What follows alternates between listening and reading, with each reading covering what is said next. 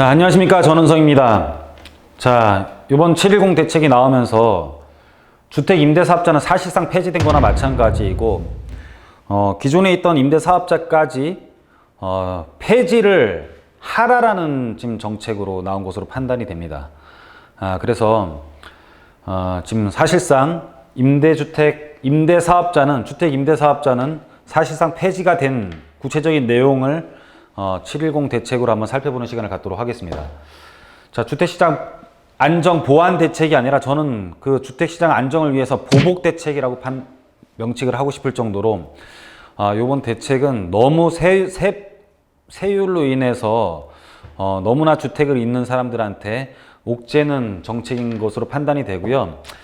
자, 등록임대사업자 제도를 보완을 하는 게 아니라 이거는 등록임대사업자의 폐지를 요구하는 거고, 등록임대사업자에 대해서 의무를 주고 혜택을 줬었는데 혜택 자체를 다 없애버리겠다는 뜻입니다. 그래서 이런 혜택 자체를 줄 필요가 없는 이유가 뭐냐면, 임대차 3법이라는 게 지금 통과가 되려고 하고 있죠.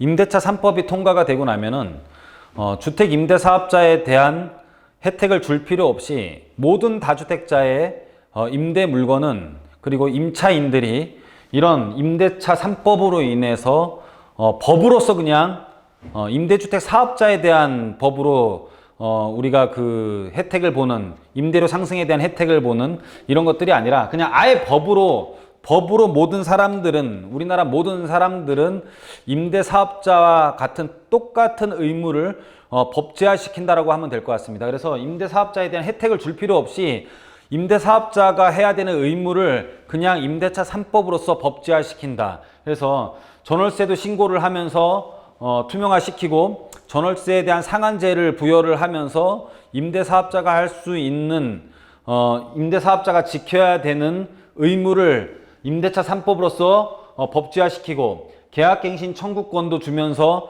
모든 사람들은 임대사업자가 8년 동안 의무적으로 임대를 해야 되는 거에 대한 계약갱신 청구권제를 두면서 그냥 이런 모든 것들이 임대사업자에 대한 의무가 그냥 법제화된다라고 보시면 될 것 같습니다. 여기뿐만 아니라 표준임대료 제도라는 것을 도입을 하면서 그 지역에 대한 임대료까지도, 적정 임대료까지도 나라에서 지정을 해주고, 거기에 대해서 만약에 좀 초과적인 개인과 개인 간의 임대차 거래로 초과적으로 많이 받았다고 했을 경우에는 주택임대차 분쟁조정위원회에서 가격까지도 낮추라고 권고할 수 있는, 정말로 무시무시한 임대차 3법 외에 두 가지 법안들이 지금 입법을 하려고 지금 준비 중이라고 보시면 될 것 같아요. 그래서 사실상 이런 것들이 통과가 되고 나면은 주택임대차 사업법에 대한 제도가 아예 그냥 필요 없어지는 효과가 발생을 하기 때문에 이거를 법제화시키고 주임사는 그냥 폐지를 한다라고 보면 될 것 같습니다. 거기에 대한 내용이 단기 임대는 아예 없애버리는 거고, 장기 일반 임대도 아파트는 안 되는 겁니다. 그래서 장기 일반 임대만 냅두는데 거기에 대해서 혜택을 받는 것은 단독 다가구 다세대이고, 4년짜리는 단독 다가구 다세대도 아예 폐지를 하고, 그리고 8년짜리로 지금 장기 임대를 하는 것 부분에 대해서는, 그러면은 남는 것들이 지금 소득세에 대해서, 양도소득세에 대해서 지금 장기보유 특별공제 70% 받는 게 하나 남아 있고, 우리가 그 종합부동산세라든지 이런 것들은 다 합산 배제가 안 되는데, 남아 있는 거를 그나마 유지하기 위해서는 아파트도 안 되고 단독 다가구 다세대만 장기 임대를 등록하고 폐지를 하더라도 효과가 발생하는 이런 제도입니다. 우리가 지금 장기 일반 임대주택에 대한 혜택은 뭐냐면, 갖고 있는 동안 장기보유 특별공제 70% 받는 거랑 기존 보유주택 파는 거에 대해서 비과세를 받는 건데, 기존 주택 보유세에 대한 비과세를 받는 것도 아파트는 이제 안 해주겠다라는 거예요. 그래서 아파트에 대한 가격이 오르는 것을 굉장히 지금 막겠다라는 것으로 보여지고요. 단기 임대 신규 등록 및 장기 임대료의 유형으로도 전환이 불가하고, 기존의 단독 다가구 다세대를 단기로 갖고 있었다면 거기에 대한 장기 임대료의 전환도 불가하고 아파트는 더 안 되는 거고요. 그 외에 장기 임대 유형은 유지하되 의무기간 연장이 8년 된 다음에 8년이었는데 그거를 10년으로 유지를 한다는 겁니다. 그래서 기존의 공적 의무 5% 상승하는 것도 8년 동안을 유지하는 거였는데 그게 아니라 10년으로 공적 의무를 강화하는데 가장 무서운 건 지금 이거예요. 폐지 유형 관리인데 폐지되는 단기 및 아파트 장기 일반 매입 임대로 등록한 기존 주택 임대 의무 경과 즉시 자동 등록 말소된다. 이게 무슨 뜻이냐면은 단기로 한 단독 다가구 다세대, 단기로 한 단독 다가구 다세대 아파트, 그리고 아파트로 등록한 장기 일반 매입 임대로 등록한 주택이 임대 의무 기간이 경과, 즉 4년이나 10년이 경과하면 즉시 등록이 말소되면 어떤 효과가 발생을 하냐면은 얘네들이 주택수에 포함이 돼 버리는 거예요. 그러니까는 4년짜리는 4년이 되는 주택들, 단독 다가구 다세대 아파트가 4년이 되면은 그냥 주택수에 포함이 되는 거고, 장기로 등록한 매입 임대로 등록한 기존 주택도 임대 의무 기간이 경과하면은 즉시 자동 등록 말소가 되면 이게 또 다주택자로 전환이 되면 기존 주택 팔 때 비과세가 안 된다라는 거죠. 그러면은 지금 나라에서 요구하는 건 뭐냐면은 너 기존 주택을 임대사업자를 유지하는 동안 팔던가 아니면은 기존의 임대사업자를 하는 것도 너 해지하라는 뜻입니다. 굉장히 무서운 법이죠. 네가 갖고 있던 기존 주택을 비과세를 받으려면은 너 자동 등록 말소, 즉시 자동 말소가 되니까는 기존 주택을 말소하려면은 임대사업자를 유지하는 동안 기존 주택을 팔던가, 그게 아니라면은 임대사업자를 지금 등록 말소를 하고 있는 주택들도 등록 말소를 하고 그 주택을 팔으라는 뜻이에요. 그게 뭐냐면 이겁니다. 임대 의무 기간 종료 전에도 자진 말소 희망하면은 과태료 면제하겠다.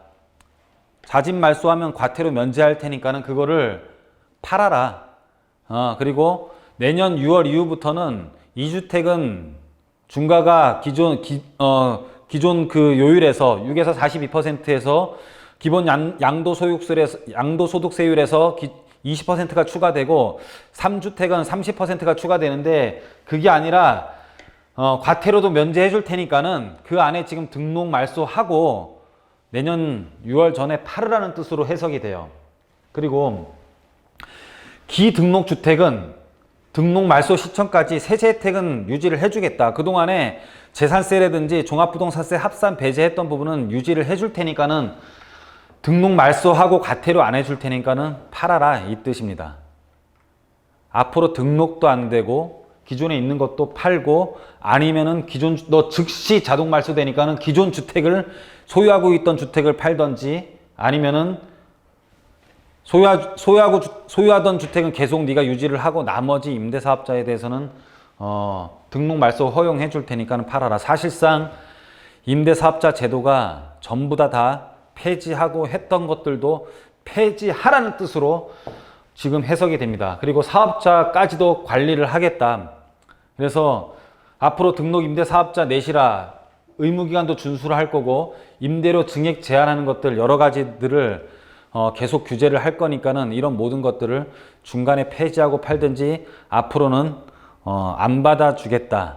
자, 이런 뜻입니다. 굉장히 무서운 법이죠. 그러니까는 여태까지 임대사업자를 권장했던 정부 정책에 대한 신뢰가 무너지는 순간이고요.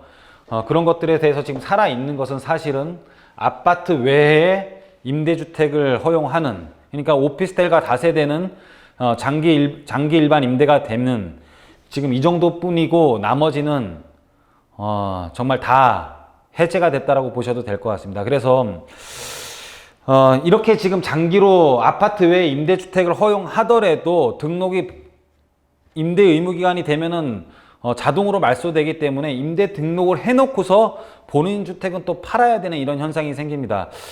자, 굉장히 지금 법이 혼란스럽고 여러 가지 혜택들은 다 없어지고 그리고 우리가 보유하고 취득하고 매도할 때까지의 모든 것들을, 이런 것들에 대한 세율이 굉장히 많이 올라가는 시점에 있어서 이게 진짜 법안이 다 통과되고 실행이 될지, 이런 안들이 나온 것들이 실행이 될지도 굉장히 한번 지켜봐야 될 것 같습니다. 아마 조세 저항도 굉장히 심할 것 같고요.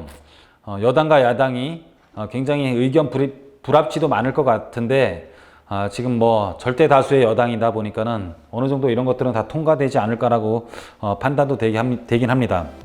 여하튼 혼란스러운 시점에 계속 나오는 제도들과 보완책들 그리고 이런 것들이 시장에 어떻게 영향을 미칠지 계속 나오는 대로 또는 지금 나온 제도들을 추가적으로 보완해서 여러분들한테 계속 설명드리는 시간을 갖도록 하겠습니다. 자, 오늘 여기서 마치도록 하겠습니다. 감사합니다.